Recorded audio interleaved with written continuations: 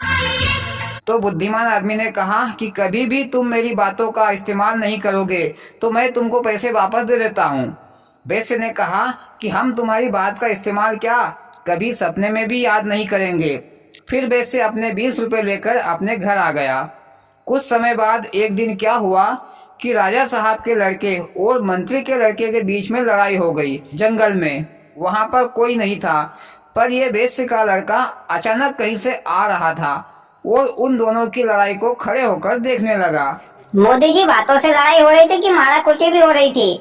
भैया, लड़ाई तो बातों से शुरू होती है और मारा कुटी पर ही खत्म होती है। ये खबर राजा साहब के पास पहुंची। राजा साहब बड़ा ही न्यायप्रिय था। राजा साहब ने उन दोनों लड़कों से पूछा कि लड़ाई कैसे हुई, किस कारण से हुई। तो वे दोनों लड़के एक दूसरे की गलती निकालने लगे। मोदी जी, अपनी गलती तो कोई नहीं बताता कि मेरी गलती है। भले ही अपनी गलती हो पर दूसरों की ही गलती कहता है। हाँ भैया, तुमने सही कहा। फिर राजा साहब ने कहा कि जहाँ पर तुम्हारी लड़ाई हो रही थी वहां पर और कोई तीसरा आदमी भी था क्या? तो उन दोनों लड़कों ने कहा कि वहां पर वैश्य का लड़का था। फिर राजा साहब ने वैश्य के लड़के को राजमहल में हाजिर होने के लिए बुलावा भिजवा दिया गवाह के रूप में। इधर भैया राजा साहब का लड़का वैश्य के लड़के के पास पहुंचा और कहा कि तुमको मेरे पक्ष में बोलना है, नहीं तो मैं तुमको मरवा दूंगा।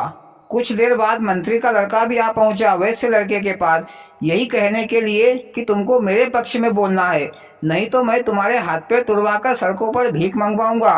बेचारा वैश्य लड़का डर गया और सोचने लगा कि किसके पक्ष में बोला जाए। किसी के भी पक्ष में बोलूं पर जान तो मेरी खोनी है।